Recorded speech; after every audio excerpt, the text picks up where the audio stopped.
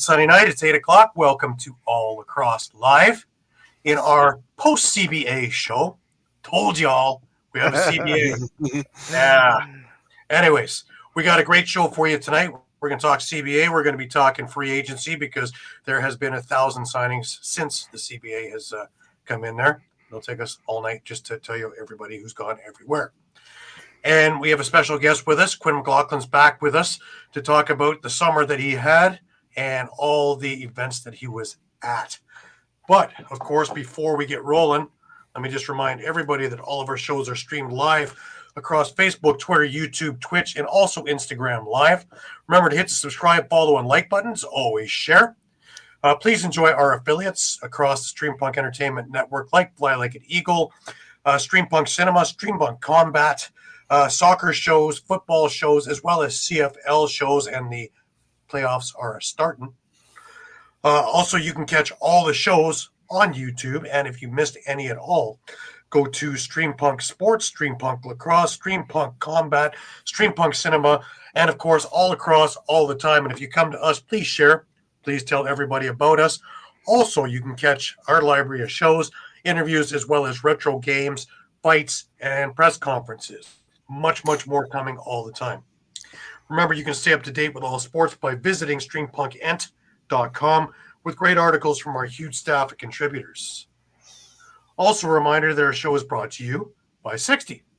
60 is more than just a number. 60 is Canada's newest and most exciting sports uniform and teamwear brand, delivering top quality uniforms and teamwear that reflect the spirit and identity of each team. Their commitment to innovation and excellence sets them apart, ensuring that every customer experiences the perfect blend of style and functionality. Unleash your greatness with 60. Add Lax Talk 10 for a 10% discount on your order. How to get there? Number one is use the QR code that is in the center of your screen, or you can catch them on Instagram at sweet_60. You can catch them in email at info.sweet60@gmail.com, or go on to their website at www.sweet60.ca/60. All right, without further ado, allow me to bring on our guest, Mr. Quinn McLoughlin. Quinn, how you been? I'm good. How are you? Great, thanks. You have had yourself a busy summer. This is the best way to get noticed, best way to get learning, best way to move things forward. Talk to me a little bit about how busy your summer was. I think I had 36 games over the couple last months since I've been on. Been on Montana, Seals, U.S. Boxla, went to Ohio, all over the place. That's crazy. That's great, though. Tell me, are you openly looking for these things, or are they starting to send invitations for you to come join them? I'm always looking. Always. Right. Definitely. Hey, Eduardo's with us. Hey, good to have you, Eduardo.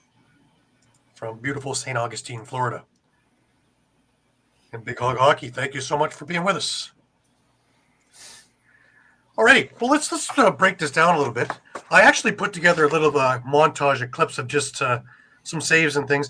The thing that I noticed here is your positioning is getting better and better every time I see you. And you are, our gentle giant is what you are. You know, you're looking smaller in the screen there, but my God.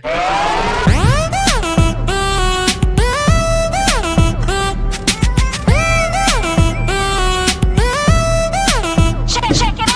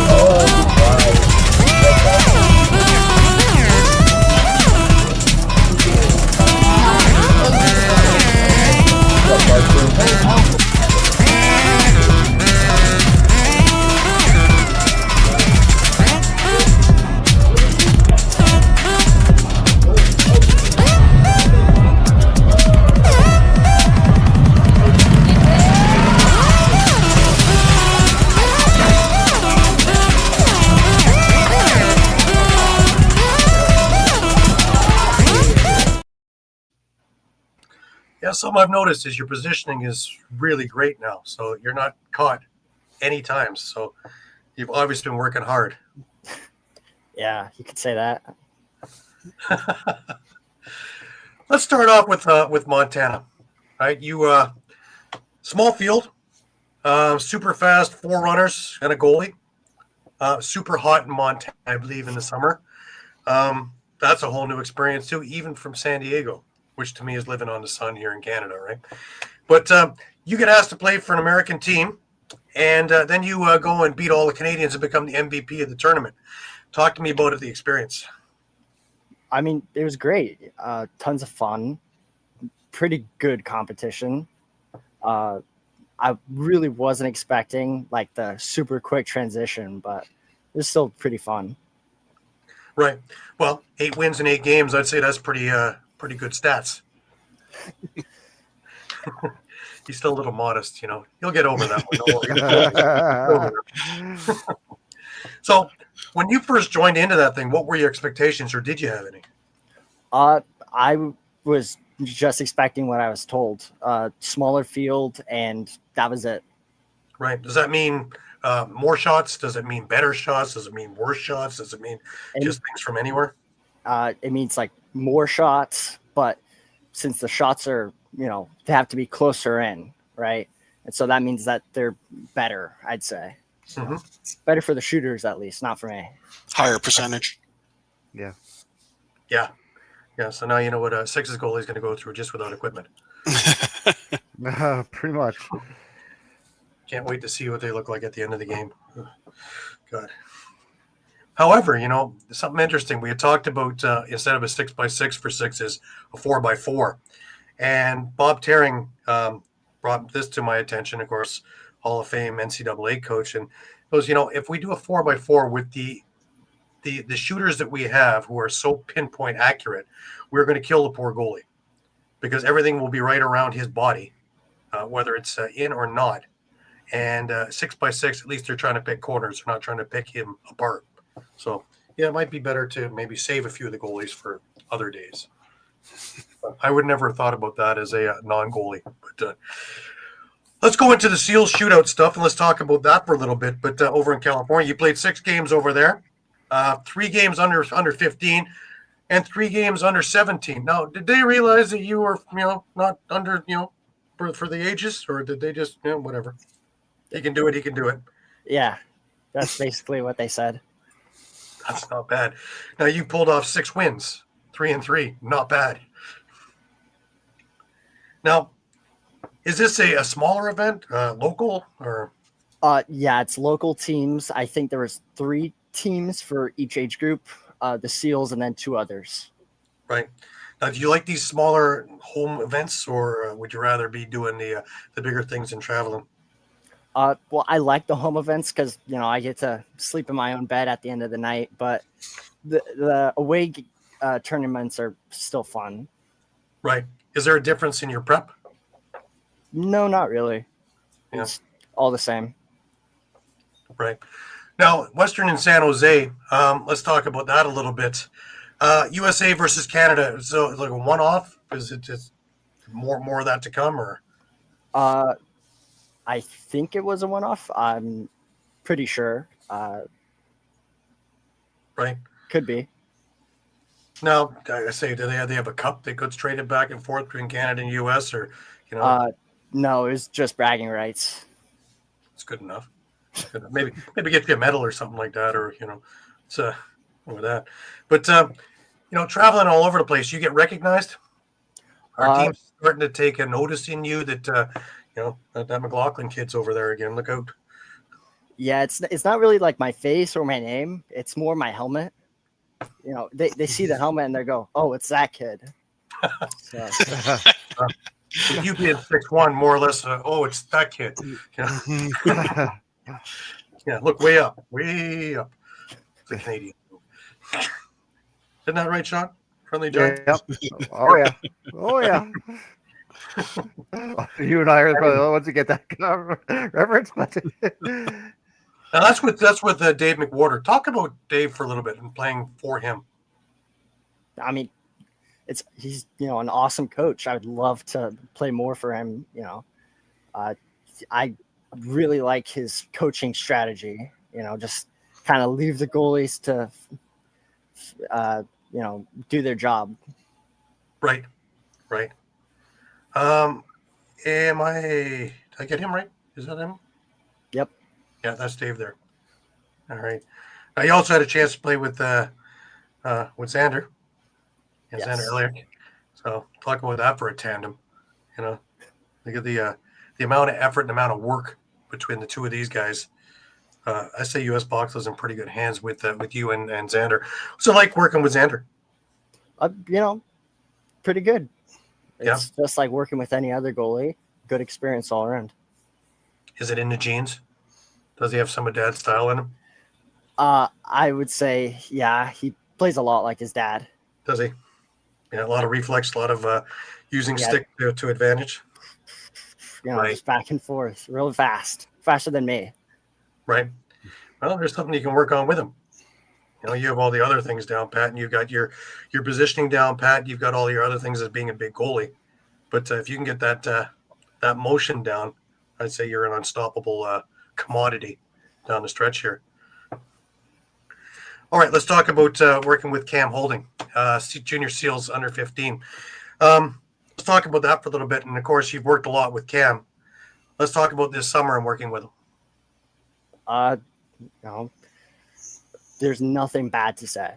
I love Cam. Yeah, I love playing with him at least. Now, you guys only took 8 runners to this thing, and you made the finals. That's a testament to the number one, the work effort from all of you guys, but just the talent level, because that's grueling. With 8 runners, I watched a few guys in Fan Cup come down there with teams of 7 and 8, and these guys were gassed 10 minutes into the game, right? Game 1. I watched that poor Saskatchewan team at the President's Cup, who came with 10 runners, and they were gassed a couple of minutes into every single game too. For you guys to go and make the finals, that is huge. Talk about the team itself. Now, obviously, you've come up with a bunch of these guys, so you know them well, and they know you. So there's a lot of trust in there. But just in the skill level as you guys have gotten further up, obviously you guys are going to keep moving up to, U17, U19, and work up from there. But just the team in general. Talk about the camaraderie. I mean, I think it's wonderful. Everyone for past 3 or 4 years have played with each other, basically summer, winter, and then on their field teams. Could be a little bit better in the locker room, but otherwise on the field and outside, it's like awesome. Right. This used to be the Nationals, right? In San Jose? Yeah. Yes. And then moved to Ohio. Okay. Got it. Now, you travel all over the place. When I travel, and one of my favorite things, of course, in all the different cities and different countries, is bumping into people who I know and I get to see from a distance or message with, but I get face to face. Do you have a lot of friends in all the other teams that you're running into now, or you're starting to gain a big Rolodex, so to speak? Well, at least on the teams on the Western United States and a little bit up in Vancouver, I know a couple guys on each team. Mm-hmm. I couldn't say that much for any like eastward teams or anything like that, but I know some people. See that? Another goalie there. You're starting to get a fan base out here. You're going to start to rival Mike Cooper for how many times he get on his show. He's up around 6 or 7, so we got a few more opportunities. But the younger he is. Anyways, how is the facility in San Jose? The Plex, it's wonderful. I like that a lot. It's maybe my favorite, fields. Right. What sets it apart, you think? It's big. There's locker rooms, tons of space. There's, you're not shuffling around people, crowding around. Right. How about the field itself? there's 4 fields, and so the 2 of them that they play on most of the time is like a roller hockey, Mm-hmm. and so that's kind of tough to adapt to, playing on turf and then going on to roller hockey, but it's still pretty good. Right. Now, do you have a routine when you start doing these things? Favorite places to stay, favorite places to eat? I know Dad has a lot to say in this, but of course, I'm sure at this stage of the game, you have some input as well. Yeah, in San Jose and in a lot of like other places that I travel to, we always find like at least one good Chinese restaurant, and we just eat at that place like 4 out of the 5 days that we stay. Mm-hmm. Nice. Excellent. That's great. Now, let's talk a little bit about this All-Star series that you were in. West versus Northeast versus East. Explain the concept of this All-Star tournament. Each region's All-Star team, and then you just battle it out to see who's the best. And Yeah, I mean, to basically put it all out there, it's West versus Northeast versus East. right, it's a round robin kind of idea, and then Yeah, so we each play the other team once, and Mhm. then the final 2 teams duke it out at the end. right. You went to Vancouver with this team as well? Yes. Wow. And you played the Canadians in San Jose, so obviously you were well prepared for what you were going to be facing, right? Yeah. Very. Wow. I'm tired already, man, and we're only about halfway through. It's wild. Did you spend any time at home? Uh, Or just enough to do the laundry and go back out again, right? yeah. Pretty much. It's got to be grueling, though, all this travel and really short turnarounds. That doesn't give you a whole lot of recoup time. Well, I mean, that's what's happening right now. I'm, in between, winter season and summer, it's kind of just like going up to Orange County, once a weekend and then relaxing. Right. All right, let's head off to the Ohio Nationals because we haven't done enough traveling yet. And here you are on U17. Again, you just kind of hid the birth certificate and said, that's it. I'm 6'1". I'm as old as you want me to be. Coaches Brendan Gorman and David Cormack. Let's talk about the team working for them. It was different. They coached in a different way than I'm used to. 2 goalies, which they do on US Box Law, but they were just like a bit more hands-on in the goalieing and transition and defense. Right. This was probably the most challenging, I think, tournament for you. 14 goals given up and 60 shots, 76%. That was way below what your averages are on all the other ones, but adversary, but it builds strength through character. But it's also, again, it's a U17. So it's, guys who are bigger, stronger, faster. And this is what you need to see if you want to advance. So these aren't trip ups. These are actually things to help build your game and build character. Let's talk about facing, the tougher, quicker shots and your adjustment along the way. Going from U15 to U17, I wasn't expecting, how like goalies stick out their hand to block the shot. Usually that doesn't hurt, but at this tournament, there are a couple shooters that were just knocking my gloves off. Right. And your adjustments were? Play through it. Use your Yeah, arm. yeah, arm. We want to keep all of the digits there. We need them for other things. It's tough to throw long passes when you don't have a bottom hand. I've watched it. It's not pretty. It's not pretty. Now, obviously, there are some challenges in there, but the mindset of being in the middle of this thing and the mental toughness.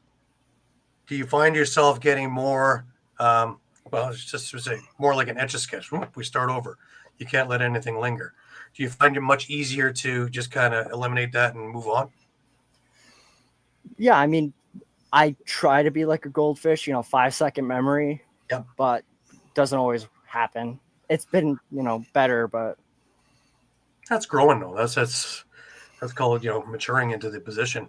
And I don't see a problem with that. It's from way back when. I'm sure that if we looked at tapes from before, you've come a long way already, and the best is yet to come. Obviously, you're a big team guy. It's not all about stats and things like that. How do you keep everybody else focused? Are you a vocal leader, since you're the one calling switches? Are you a vocal enough leader to get everybody on the same page? Well, in most teams, most of the time I am. Sometimes they just get out of hand. Can't really do anything. Just got to focus on myself. But most of the time I'm like trying to help organize everything. Right.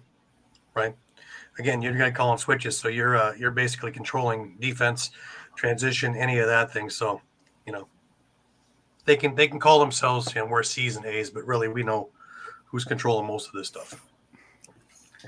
Let's talk about Utica. I love that place. God, I love that place. I love the 4 rinks. I love the big arena next door attached and everything to do with it. And of course, we had in the main event, we had, of course, had Mike and the Rochester Bats repeat with an NLL team. I was originally supposed to be up there, but some work conflicts kept me back. But let's talk about it and playing there for your first Laxney tournament at U17. Pitts Kings. What was your initial impressions coming in, and how did that grow as the thing went along? Well, initial like kind of idea is I wasn't, expecting like the type of culture shock. There was a lot of more Indigenous players on the team, Yeah. and I just wasn't, used to the kind of shift in culture. Also, style facing different kinds of shots, because it's a whole different breed up in Six Nation and up in Onondaga. Yeah. I was kind of expecting the same type of situation as, a U.S. Boxer tournament. I knew it was going to be bigger, but, after that first day, I was just like, geez, I've never seen a riser, go low, like right under my shoulder right there. Yeah. Now, remember, a lot of these guys, they were born with a stick in the crib. And this is their whole life. So these are the guys. If you really want to go on a pilgrimage, this is down the road a little bit, is to come up east one summer and do summer ball on Six Nations in Canada, or in the Can-Am or whatever, and Senior B, whatever, and do with Onondaga with the Red Hawks or something like that, to try and get in with there in one of their programs and really learn the game the way it is, shall we say, supposed to be played, because it's a whole different culture shock from what U.S. Bacla is going to give you. As you've figured out, I'm sure there's a big difference from Montana to Onondaga. Yeah. Now, another question for you. Are you coming back to Toronto so I can see you live play again? It's been a couple of years since I've seen you. Yeah, I mean, I don't have any tournaments up there. The only thing I could really think of is the junior NLL. Right. But the Seals haven't been there for 2 years. So, could happen soon. Maybe another team will pick me up, but I don't know. Time to get on that phone. See what other teams. It's a great tournament too. So, yeah. I know Nick Rose gets excited every time he has to reset the track for the tournament. So, ironically, a couple of years ago, he was coming on the show and he had to postpone a week just because they had to get the thing ready for the tournament that weekend. So we had to postpone him a week. Orange County Box League. Let's talk a little bit about that in Rebels Lacrosse. Adam Guy is your high school varsity coach. Let's talk about that. And, you excel in this thing. Was it 13 goals and 148 shots, 91% save percentage? Those are astounding numbers. Let's talk about the program. Let's talk about Adam as a coach, and let's talk about the team. Okay. In Orange County, I had 3 different teams so far. I played with the Bears, then I played with Beach Cities, and now I'm playing with the Rebels. Each team had a different type of coaching, but I think that Adam did a really good job recently at this season from what I saw. Right. It was good. Now, is this club team or high school? So it's a rec box team, but so it's like people from all different high schools. Me, and then everyone else is from J. Sarah, which is a high school up there. Right. Now, being a multi-time champion in there, is it still challenging to you? Well, I mean, everything's a challenge. You don't just put up zeros without it being challenging. Right. But would you be using it towards working on different things or just go out and play? Yeah, I mean, that tournament, over the 8 or so weeks, maybe more, I was just like working mainly on, low shots because I struggled with that at Lax Nye and in Ohio. Right. Right.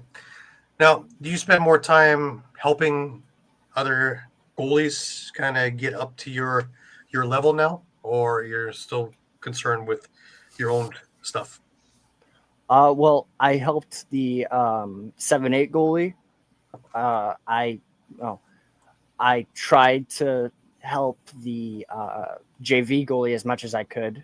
Right. I couldn't go to all of his games. Mm-hmm. But if someone's coming up to me at that tournament and asking me a question about goaling, I'm gonna help them out. Sure. What kind of coaching style is your favorite? One that you would prefer, and one that you would teach if you are in that position? Mainly when the only coach that's messing with the goalies is the goalie coach.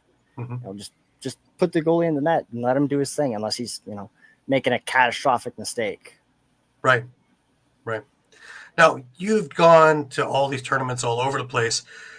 Once you get back and do the local things again, is it hard to be, kind of, back in with the mix? You kind of have the rock star, you've been all over the place now. So, well, I mean, I don't really see a reason to brag about any of the stuff that I do, because anyone could do it with enough hard work. Right.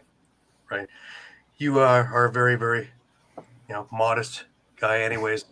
So I don't see you having an ego issue down the road or anything like that. I don't think it's part of your DNA, just to business. You remind me a lot of Mike Poulin, tell you the truth. Your positioning, your train of thought, your mental approach. So I think it's a pretty good company, I think. So I think you're well on the right track. What advice do you give to other goalies? What would you do if you want to get in and want to be a goalie?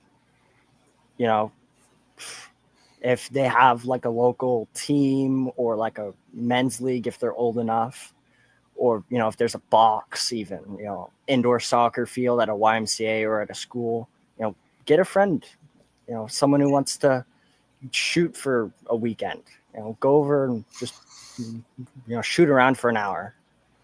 That's the best thing a goalie can do, is just get shots. Right. You've already put in a ton of work. Are you seeking more opportunities, or are they you're waiting for them to come around? Are you actively approaching for more? I'm, like I said earlier, I'm always looking for more opportunities and more time to play. Right. Now we're getting into fall, winter. What's on the schedule for Quinn McLoughlin? Seals, and then high school field practice starts. Right. Well, let's throw it over to these guys. Shawn, do you have any questions for Quinn? No, I don't really have anything, but just it sounds like you have a lot on the go, Quinn, and you're really excelling what you're doing. So keep up the good work, buddy. Mike? I'll just ask him what he thinks about the Seals off season, their signings and trades and stuff, and does he like the moves they're making? I know we're going to get to that in a bit ourselves, but I mean, I don't really have, an opinion about what the Seals do. Not my team. I like watching them, but, it's nice seeing them win. Sorry. It's nice seeing them win, home team and all, but I don't really have an opinion about the trades or nothing like that. Right. Fair enough. So moving on forward, are you going to be doing anything with the Seals as the season starts and comes along there? I know you work and get shots from some of these guys in practice. Are you still going to be doing stuff like that? I hope to. I don't see a reason why not. Right. If opportunity comes towards me, I'm always going to take it. Right. Well, I appreciate you coming back and talking about summer, and hopefully we'll get you back on again, and we'll be talking about what you're going to be doing next summer and all the extracurricular stuff that you have done throughout the season. Look forward to keeping up with you through the season. Okay. Thank you.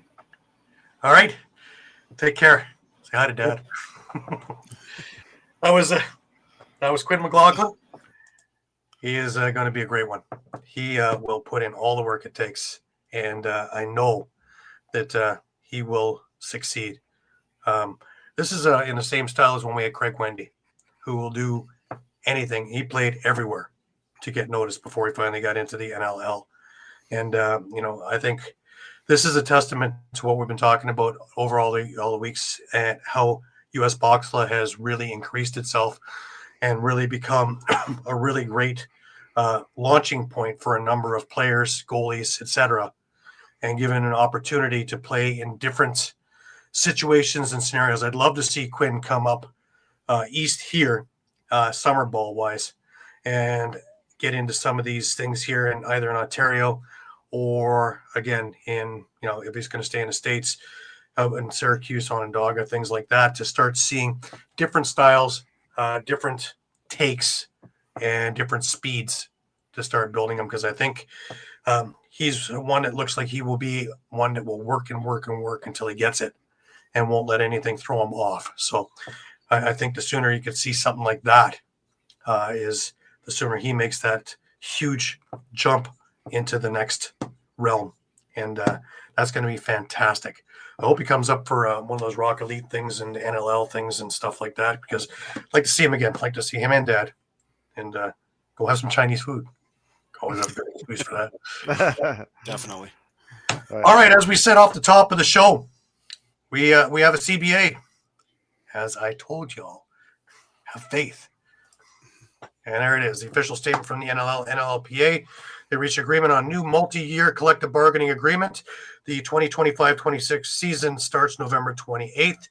Next phase is free agency, which we are already in the middle of and have had just an absolute boucoon of signings and some head scratchers and a lot of moves that we didn't think we might see that much, but boy. And then, of course, training camps have started this past weekend, and the rest will be starting next weekend. From Brett Frood, who has definitely earned his money as commissioner in the last month. This is a vital time for the NLL, and we are confident that this CBA will have a positive and meaningful impact for all of our constituents, teams, players, and fans. We appreciate tireless efforts of the members of the NLL Players Relations Committee and the NLLPA leadership, both of whom devoted months to detailed good faith negotiations to reach comprehensive transformative agreements. And from Reed Reinhold, who is the NLLPA vice president, this agreement represents a pragmatic path forward, balancing immediate player needs with the long-term health of the game. We remain focused on ensuring players' priorities were met in a way that aligns with the league's broader vision for growth and sustainability. We look forward to moving ahead together under the new CBA. Fantastic news. And how do we celebrate? Well, we celebrate by, holy smokes. There's Chase Fraser. Off he goes to Las Vegas. Oh, well, wait. He brings his best friend, Chris Kluche, with him to Vegas. But wait, they're not finished. There goes Mitch Jones, leaving Philadelphia for Vegas. Oh, don't forget Tony Malcolm on his way to, that's right, Vegas. And this was just the start of things to come, guys. You know, if you look there and think, boy, Vegas just got it nailed. Here goes Vancouver. Here's Reese Callies going over to Vancouver. Here's Shane Simpson going over to Vancouver. Here's Curtis Dixon joining Kurt Molosky and the Vancouver. Here's Jesse King going on over there. And the 2019 Calgary Roughnecks have now appeared in Vancouver Warrior jerseys. Now you say, what's Buffalo doing, man? They lost a couple of their players. Well, of course, they went and made a deal with Saskatchewan, who, by the way, signed just about every other player that they needed to sign. But Mike Triolo is now going over there, and I would say that he will be a fine replacement for, say, Chris Kluche. He's bigger, stronger. And on the other side of what Nanticoke will be doing, so look out, goalies. You got people on both sides of you. So Buffalo might actually have gotten stronger, even though they lost their human highlight reel. Just amazing what's going on in here.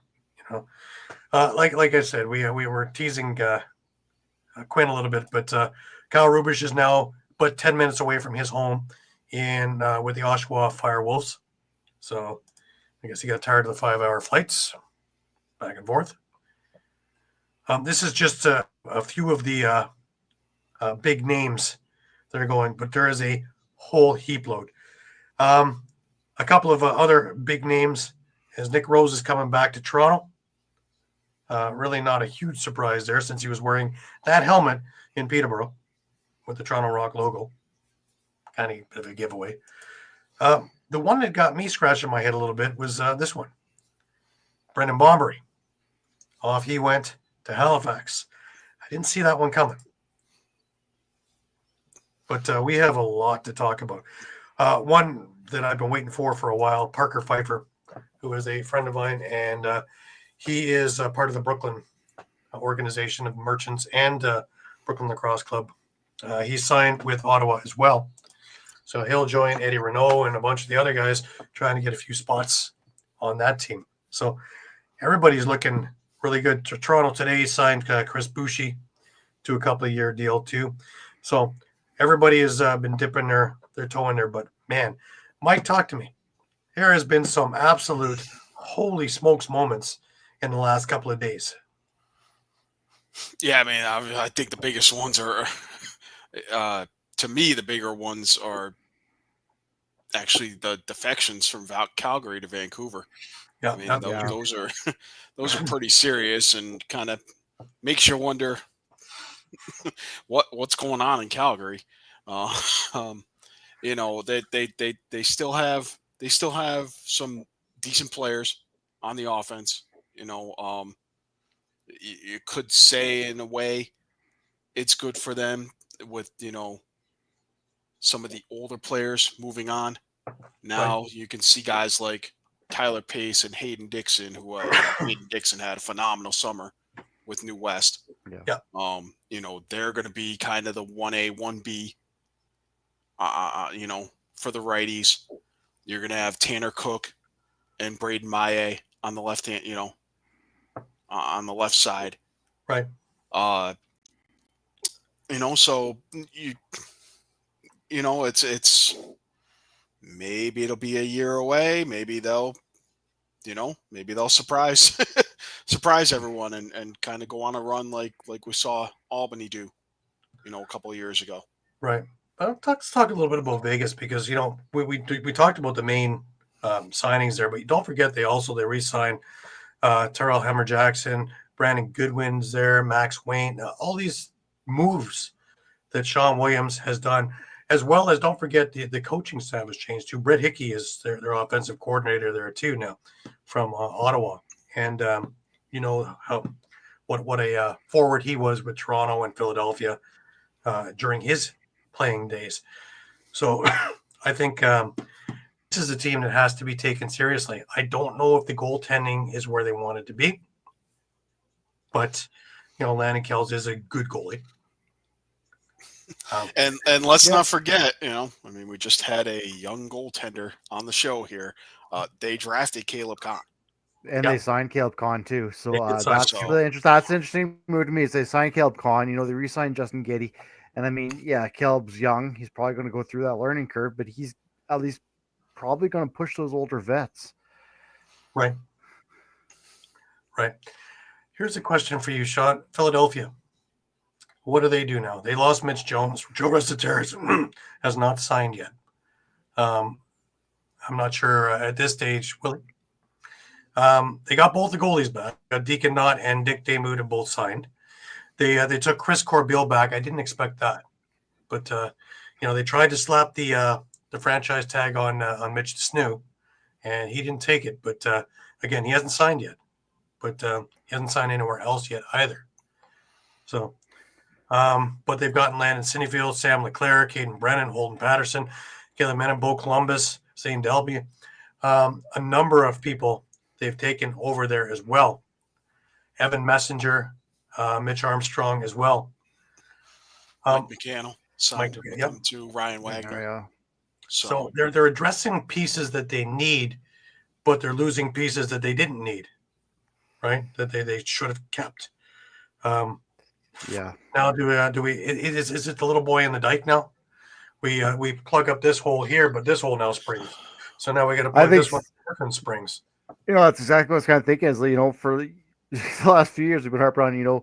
The Philadelphia needs to improve their defense. Philadelphia needs to improve their defense. They're improving their defense, but now they're losing all their forwards, and now they need to improve. Their offense. They've lost, like you said, huge pieces with especially Mitch Jones. That's a huge piece of your offense. And we're still waiting to see what happens with Joe Restiteris, whether he's going to come back or not. And there's still a lot of question marks there. And even with what we've seen with their defense, if it's still not kind of up to snuff, they need to rely on that offense to kind of keep up. And if they don't have those pieces, it could be a very long season for them. Right. But they also get a couple of players back who were hurt last year. Their transition game gets a little better, Mike? Yeah, Scott Dominey, and then they signed Eric Fennell. So, I mean, I'm not going to, go all out here and say that, he's going to be Mitch Jones's replacement, but he's going to put up some decent numbers. He's a big body. He's now had a year of play since a major knee injury, so I think you're going to see an uptick in his stats. That first year coming back from an injury like that is always kind of, you're playing, but you're not certain. You still have those thoughts in your head, what about my knee? Is it okay? Am I 100%? He's gone through playing time on two different teams now. And, I think, things are only going to get better for him. Right. Yeah. And I felt that was a key signing too, was the Fennell one. But at the same point, that's the thing is he the answer? Like you said, he's had injury issues in the past. Again, it leaves a lot of question marks. And while he is a very good player, I don't know if he's kind of that guy you can really. He's your number one guy, right? Your key piece. Yeah, that's probably why it's really important that they try to get Restiteris signed if they can. That's something that worries me, because let's not forget that 2 years ago he was kind of the first domino to fall, in Albany's big rebuild. When the last CBA was negotiated, the age at which you could reject the franchise tag was reduced by a year, which suddenly made Restiteris at the time eligible to reject the franchise tag. He did, and he signed for 3 years with Philly. So, absolutely. Yeah, so Yeah. there's there's some worry, but yeah, I mean they're going to get Scott Dominy back, so that's going to improve the transition Yeah. game.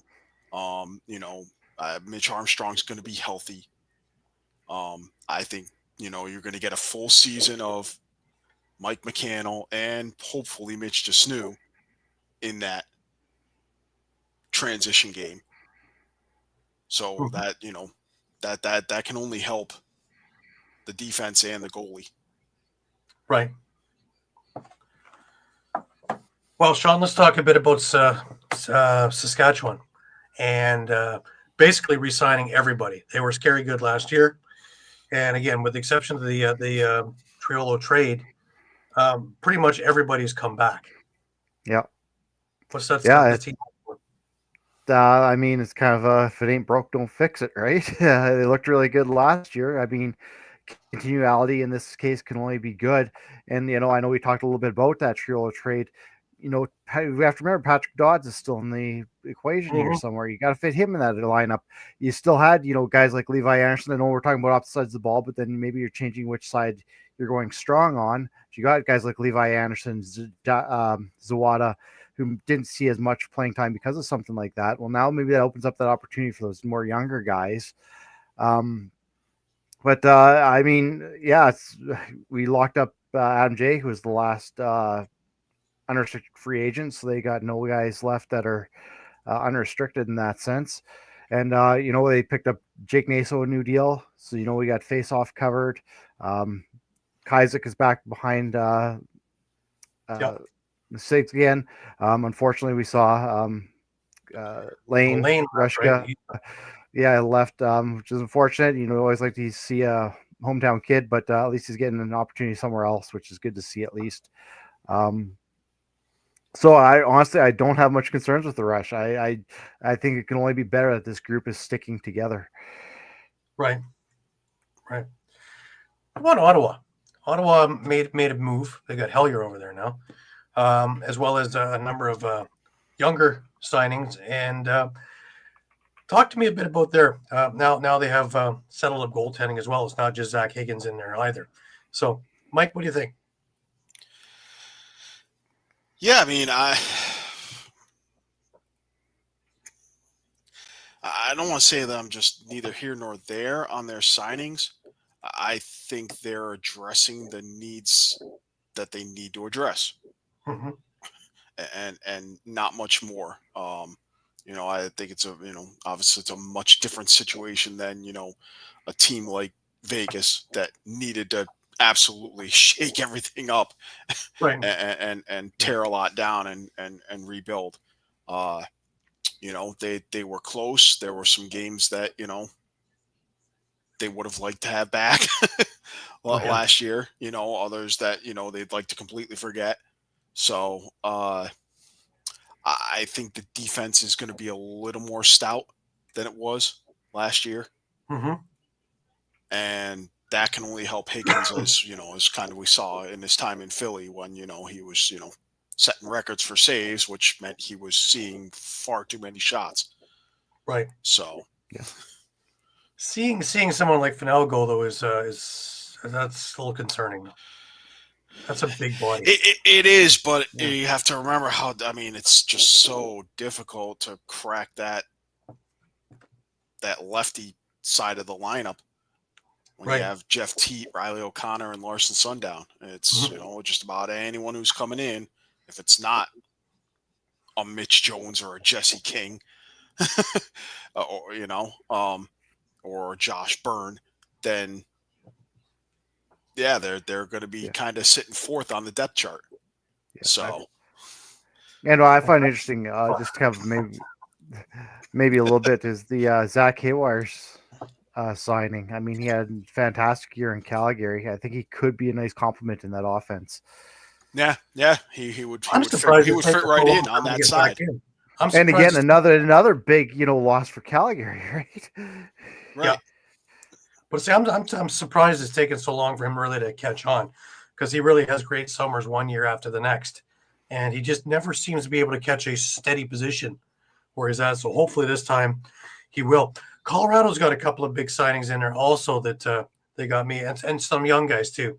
One's a friend of mine in Nate Woods, and great transition, great scorer in transition. And I think he's going to help out because I don't think they've really replaced losing Capito a bunch of years ago now. And this is gonna help them out. They also shored up the goaltending, and Nathan Whitten is signed up there as well. So they've made a number of moves also to keep things going. What do you think about they re-signed Hope, they re-signed Jordan Gillis, they re-signed Tim Edwards. This was kind of a quiet signing, but Aaron Woods signed with them. Yeah. Yep. I was going to say, Aaron Woods and Brian goal. Cameron, both guys who played for the Rock, actually looked really good. But as Gary pointed out many times, there's just no room on the roster for them on the Rock. So I think that those were really under the radar signings. Yeah, I'd say Caleb Martin also signed with Colorado, and he had a great summer though in Sound, and he's had great years in ALL. So we always hope that he can land in there. But of course, Dylan Ward is still part of the equation there. So until he hangs him up. And they have Andrew Q now. So they traded Connor Kelly for Andrew Q. So now you've got, and I realize they're, they're not going to have Eli McLaughlin for at least half the season, if not more. But but now you've got Q, you've got Connor Robinson, assuming he re-signs if his contract is up. I know they've re-signed Thomas Vela on that left side, and you're gonna. I was gonna say, let's not forget the trade for Dylan McIntosh too. Right. They also signed Jameson Bucktooth also out of St. Catharines Junior A, and if there's an outside shot for him to make it, of course the lineage is there, and he's a fantastic forward. So whether or not he can crack the lineup, I don't know, but he definitely will be there down the road. So the future is now. So I mean, on the other side, they're going to have, they have potentially, Woods. You have Braden Saris too. Yep, and Tyson Gibson is still there, if I'm not mistaken. Yep. I'm not sure if he's a free agent at the moment, but if they re-sign them, now they've got the first and the third pick from the 2019 draft. Yeah. On their team, right? Yeah. No, we also actually drafted. We've talked a lot about CJ Kirst going to Toronto, but Cole Kirst signed with Halifax, also. So, not a bad little scoop there by the Thunder. And I mean, you'd have to think he's going to get a little more playing time now with the injury to Randy Stotts. I think that's part of the reason they signed Brendan Bomberry. So, and I know we've talked about it off air that, some of these things are almost kind of circular because you're going to see, hey, this guy goes and signs with another team. That means there's an opening on the team he left, and, chances for guys to move up or chances for them to get, other pieces. We talked about Joe Terrence earlier. I mean, how many? I mean, what do you think? I still think he's got a year or two left in the tank. Yeah, he still has some in the tank, I think. I think so too. But how would? He played last year for Albany and Ottawa. So he get traded mid-season, but he had some playing time. So and then so he's gotten a season on that surgically repaired knee now. So that's always a plus. But we talked about San Diego trading Rob Hellier to Ottawa. You think there's any chance they might go ahead and get the most prolific American scorer in NLL history and Joe Terrence to replace him? They're going to make an offer. Oh yeah, you'd have. They're going to make an offer. Yeah, and that's they're both a similar style of play. Yeah. So. Oh yeah. Again, it's Calgary that worries me because they brought back Carson Moyer. They got Noah Manning they signed, but I haven't seen, other than losing players, I haven't seen them gain anything anywhere. Yeah, and we've talked about guys like Pace and that, but again, I go back to you have that real kind of leader, that number one on offense right now. Again, Pace, you got Hayden Dixon, but I don't see a guy who's like that guy you can fall back on if you're down a goal and need it in the last second. Mm-hmm. And is the goaltending strong enough to withstand the barrage that they're going to take in the West alone, let alone anybody else coming in there? Yeah, that's that that's a good question. I think their defense, and I guess when you look at it overall, their transition is definitely going to suffer too, because in recent years now they've lost Shane Simpson, Zach Currier. I believe they traded Ethan Ticehurst. So, at this point, they're almost kind of leaning a lot on, guys like Eli Salama, Harrison Matsuoka. Yeah. Right. And I think that's the way I have a feeling that's the direction they're kind of going in, transition wise. And well, let's take a step back and let's we got to recognize that Eli Salama is a top 15 defenseman in this league, maybe top 10. Right. Yeah. So the fact that he hasn't. Well, they got Riley Lowen back today. They signed him and Jordan Vincent as well. So there's there's Lowen adds a little bit to that, but yeah. Buffalo, on the other hand, man, they just signed Max Spanger again, so let's hope he stays healthy this year. Hopefully, he's still going to be coming on the show in the next week or two as well, before we lose him to training camp and all the fun in there. But talk to me about Buffalo. We expect Matt Vince to come back because, well, who wouldn't want to try for a four-peat? Whether you succeed or not, who cares? And most of his buddies are back, with the exception of Fraser and Kluche. And the scuttlebutt was, that Buffalo with the cap now was only going to be able to keep, say, Fraser or Vince, one or the other, and Fraser's gone. So that should open the door wide for Vince. But you have Konstantopoulos, you have Orleman, you signed Shognosh. So you have three goalies already on there, and Vince. Is there such thing as too much of a good thing? competition never a bad thing, right? Never a bad thing, but one is who's going to be on the bench. We would assume that's Orleman, since he's been there already the last couple of years.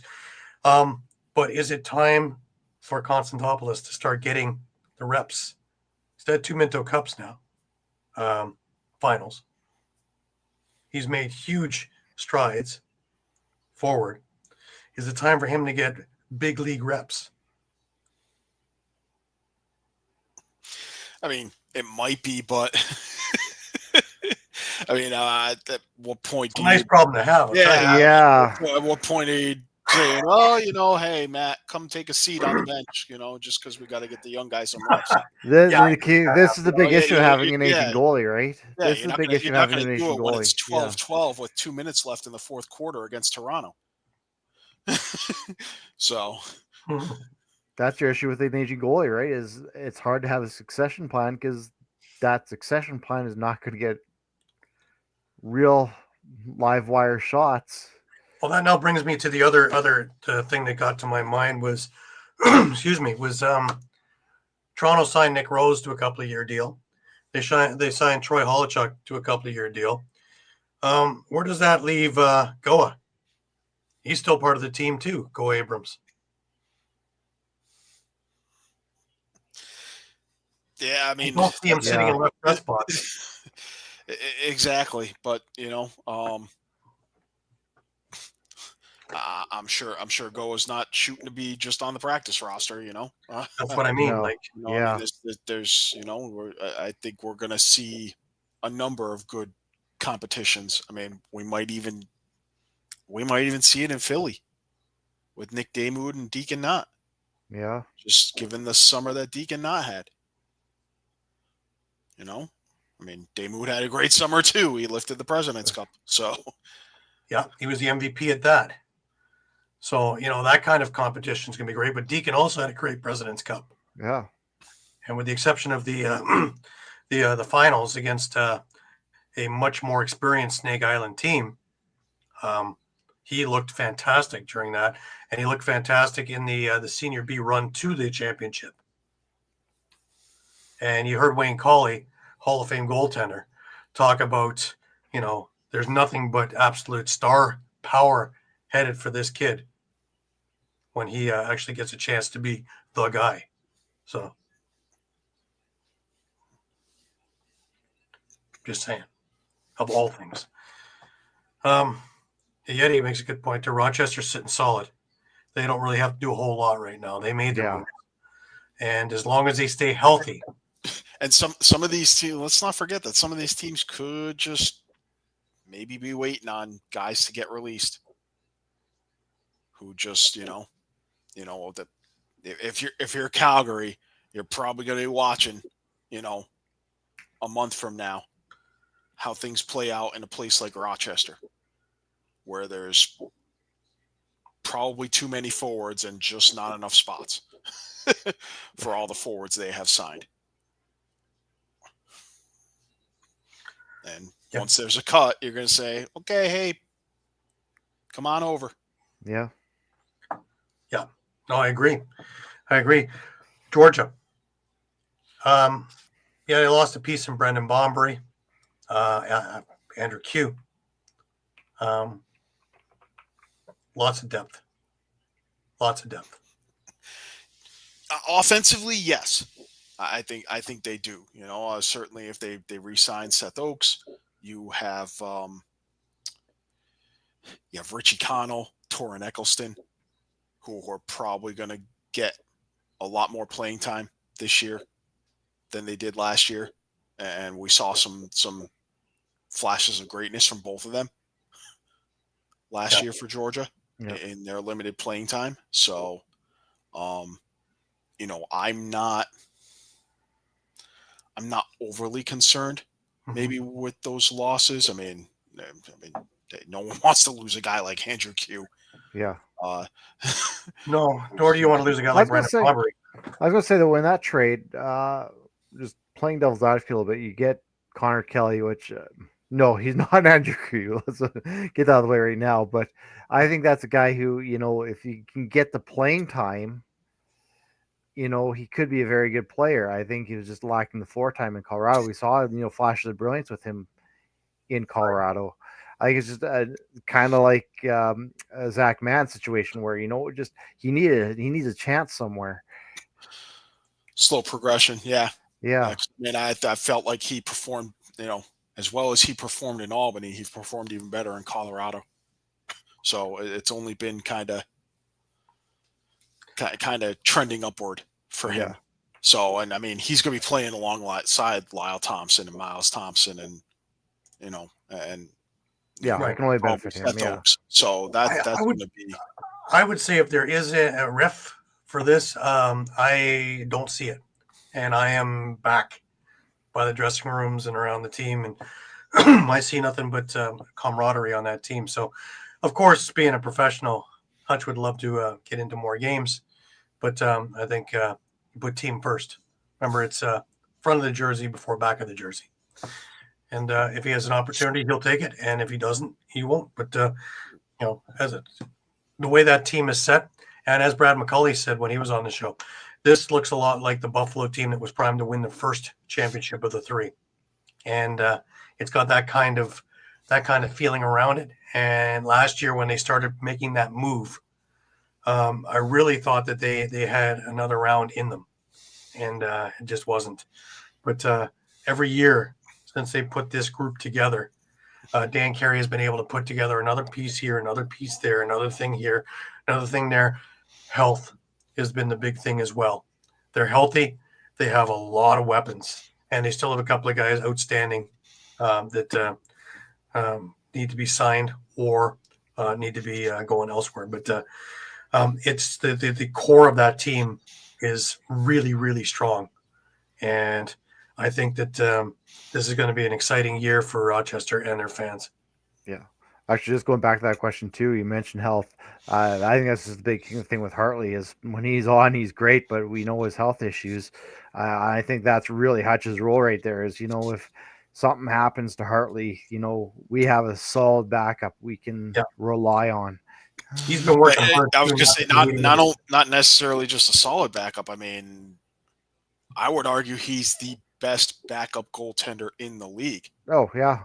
I wouldn't deny that. Yeah. The only arguments that I might entertain are probably Deacon Knott and Drew Hutchison.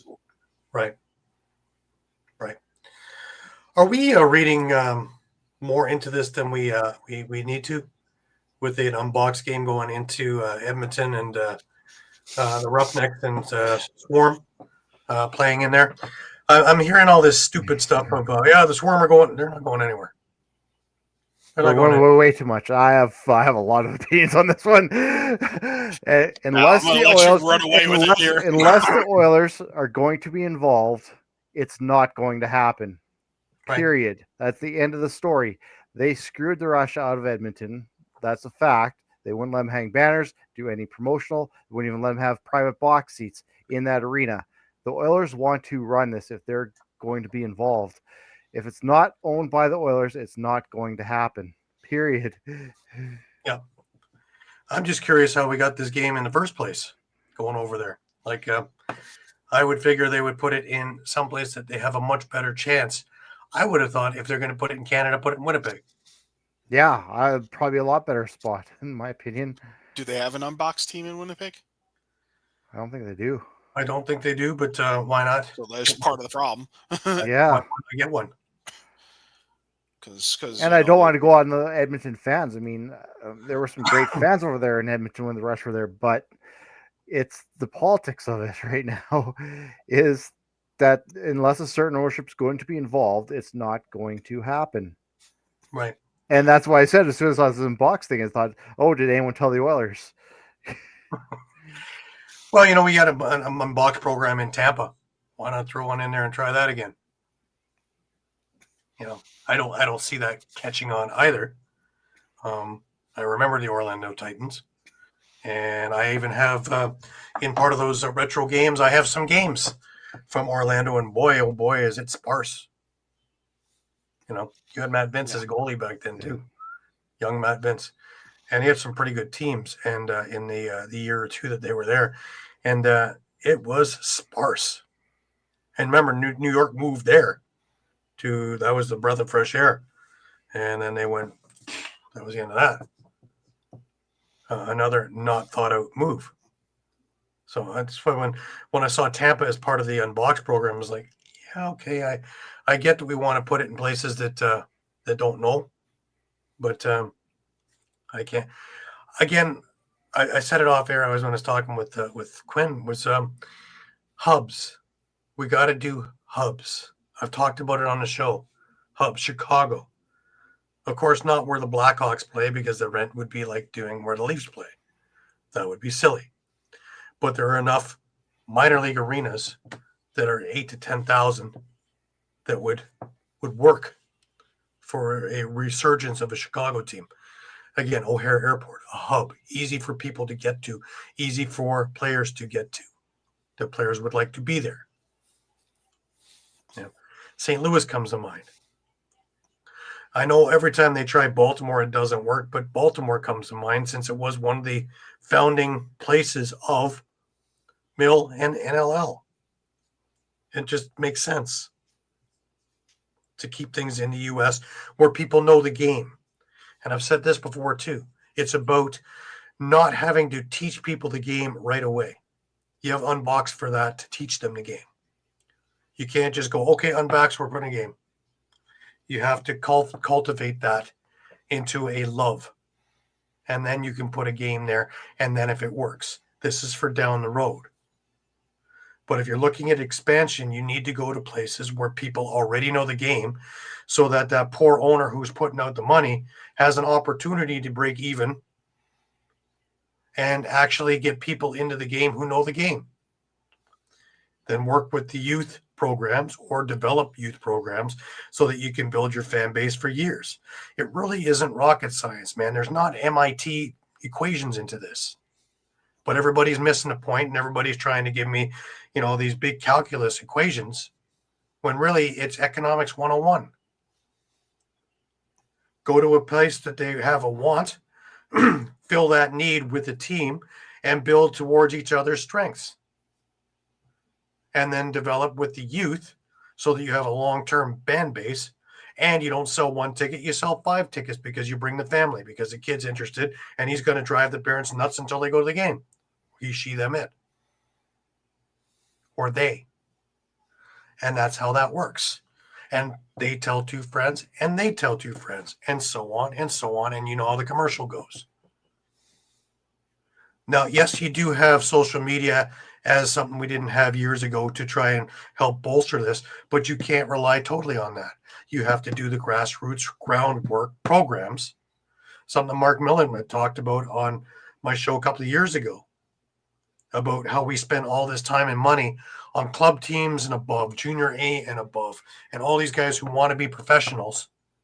And we put the money in and develop and put it under the country logo and rah, and here's the gold medal and all. What about the kids who are in school who love the game, who want to do other things with their lives but love the game? They get to go too, right? We get to cultivate their desire to want to go and see all the other guys who are playing. It's called fan base. Well, shouldn't we be spending that money on grassroots and house league programs where you're not looking at making the national team, where you're not looking at making the tournament team? You're looking at playing on the weekend with your buddies in school and in intramural leagues, and build it from there. And as the love goes, then you're talking about the NLL with your buddies, and then all the kids are getting involved, and then you have to start getting the things for tickets, and then you get all the other things, and then you get all the excitement. It's not a difficult equation, but yet we make it as though it's, my God, Einstein has to come up with this thing, and he's got to talk to Isaac Newton, and together maybe they'll put this thing and get Einstein in there, and everybody will put this all together, and maybe we'll come up with a big formula with the big gloves. We don't need it. Basic economics with a love of sport. And marketing. Brought it over again, and it goes back to what you're saying. And I include, the grassroots levels with the marketing, making sure, those kids can get in. And because what have we seen over the years with the teams that don't market properly? The Panther cities in particular, they just go by the wayside. If they actually put an effort in, I can guarantee you there could have been something there. But well, it's even taking a look at some of the teams that disappeared for reasoning that wasn't part of that, and it was just bad ownership or guys who lost interest or didn't make money right away and whatever. Montreal comes to mind. The original Ottawa team comes to mind. Then, of course, you had some places logistically that didn't make sense. Portland could have been a success as well, and they had great teams. Charlotte was, again, another one that kind of was a head scratcher. Why we're not looking at Detroit again, I don't know. What a history and what a lineage, and what a way to go back and bring part of that lineage of the Turbos back. And who in Buffalo wouldn't want to have a repeat of a Detroit Buffalo kind of rivalry, or Philadelphia and Detroit, if there's a Philadelphia team? Doesn't work if it's a Laval team. And sorry, but Or imagine if that Philly team moves to Detroit. Jeez. Hey, there's a thought. There's a thought. Nobody's talked about that. Wouldn't that be something? That would be for Philly 4.0. And they're going to come and gain revenge over every team that's all over the league that's used to be Philly. It's hard. You need a map now and an atlas. Try and keep that up. But that's my rant of the week is we don't have to go through all that. Simple, basic economics and marketing, along with the social media using today's technology. I love what Oshawa is doing. Oshawa got the city involved. They had a big signing with them. So the city is now, part and parcel of this thing. So you have that as part of your anchor. That helps. If the city is in your corner, it's probably a good reasoning that you're going to stick around. They've used social media. They've used the players that are from around there. Dyson Williams, mostly. They signed Kyle Rubish, who's 10 minutes from there. Well, you know that he's going to be doing stuff in the neighborhood. Already the Clarington area, the Peterborough area, Whitby area, all of them are talking about this. People who haven't gone to games in years, I know, have tickets already for the 28th of November. So that's how that's done. And they will be a success. To all the naysayers, they will be a success. That may hurt the Toronto Rock, as Jamie has said many times. That even may hurt Ottawa a little bit. I don't think too much, but it is a 3-hour difference from where they are. But still, that team will be a success. And it's funny because Frank and I had talked about this with Sikevich when he was on the show, when Toronto first moved, are they thinking about Oshawa as a destination because they have arenas that's ready and it's a perfect spot and distance for everything to be far enough away and everything. Sure enough, no. Where'd they go? Oshawa. Maybe we know a thing or two. Don't tell anybody. But, that's how it's done. But again, things for the youth, programs for the youth. Let them build, let them come. Saskatchewan's a great example of that, from nothing to where it is now. And I remember being in there a couple of years back with Evan and his kids playing in the programs and stuff like that when the kids were off school. And, run by Keenan, run by a couple of the other Rush players. And the kids ate it up. And where are these kids now? Well, it's 6-7 years later, and they're playing in bigger squads. Program, yeah. Some of them are over into the senior B stuff now. But it all came from building grassroots.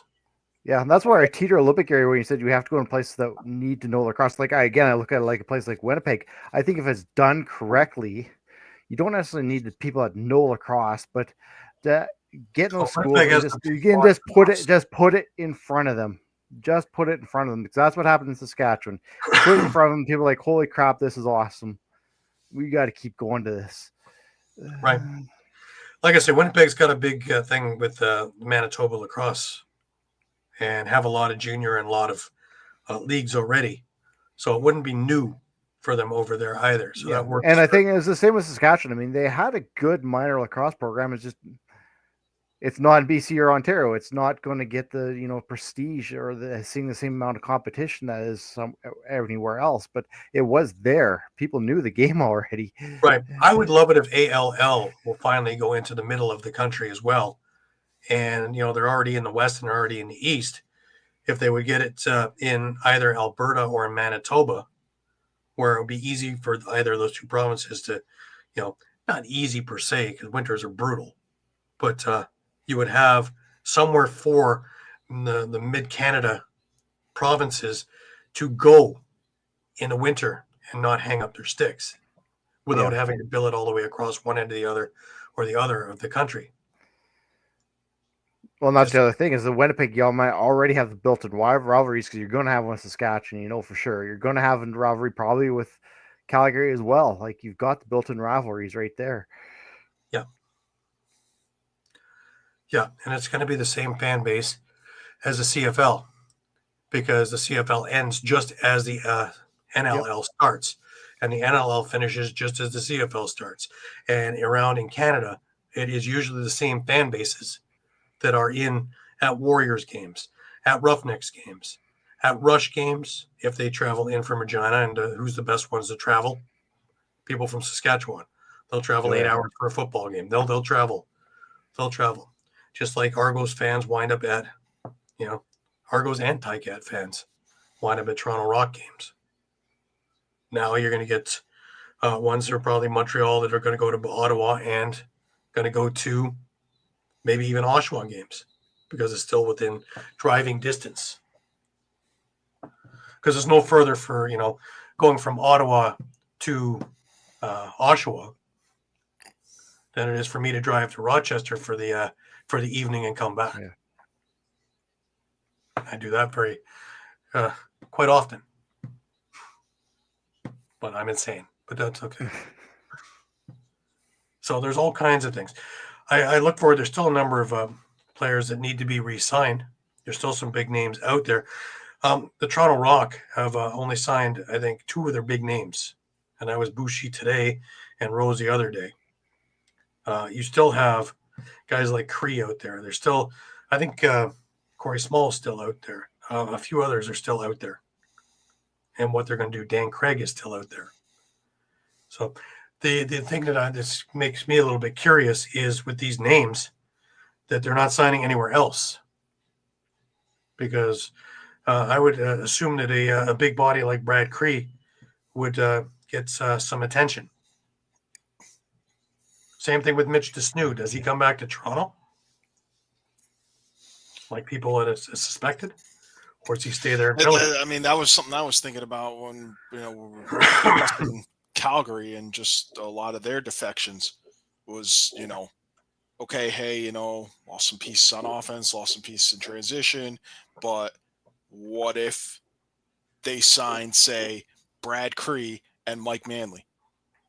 Well, Would you look at that team a lot differently to go with Eli Salama, right? And Matt Suoka? Yeah. Well, Manley is signed, right? Georgia signed Manley. Did they re-sign him? Today. I thought he was still free. Today. But Capito's still a free agent. He is. So imagine he goes to Calgary. Imagine Vegas also signed Sheldon Burns. So he's back over there. So, and he got his toe wet again in the last season, but in the summer he played with the Oakville Rock for a while too. So he's back, primed, ready to go. So interesting. But Riley Lowen in with Calgary as well, right? Right. So yeah. So still some things that are up in the air. It'll all be sorted out, I'm pretty sure, by this week. And then we'll just have to see who's getting cut from training camps, for who's going to fall where, and then where to get your ALL tickets. Because there's going to be a lot of really great players again in ALL. And I still think that we need to see an expansion. I know it's crazy because we're losing teams and trying to find teams, and there needs to be at least one more team at the moment. Done right, absolutely, yeah. Yep. And I don't know if you get in 2, do we go back to divisions? Depending where you're putting them. Yeah. Maybe if you get 2, but not 1. Right. Just a thought, because I still don't understand how Buffalo Toronto only plays once this year. Doesn't make any sense. And it's here. It's in Toronto. Doesn't make any sense. Why jip yourself out of a guaranteed sellout? Just things that don't make sense. I thought with this alignment here, every team would see each other twice, and then have a couple of the big ones would see each other a third time, or everybody sees each other once and the big ones get a second one, or whatever it is. I thought that's the way it was supposed to be working. Well, I mean, I think it was, but then you run into the problem of you can't do it that way every single year because you have lopsided strengths of schedule. Right. Yeah. But there's certain ones that need to be, Saskatchewan, Calgary need to be done twice. Yeah. 1-1. The Buffalo, Toronto needs to be done twice. 1-1. I would even so far go now as San Diego, Vancouver needs to go twice. 1-1. Those are ones that the rest of them, they can go all over the place. If Philadelphia was more viable, Philadelphia, Halifax would be one that we a little bit more, because it's close and you can make a good rivalry out of it. But, I guess baby steps. We have a season. Let's be happy about that. Yeah, exactly. We were sitting there still going, so we have a season. So let's rejoice in that for now.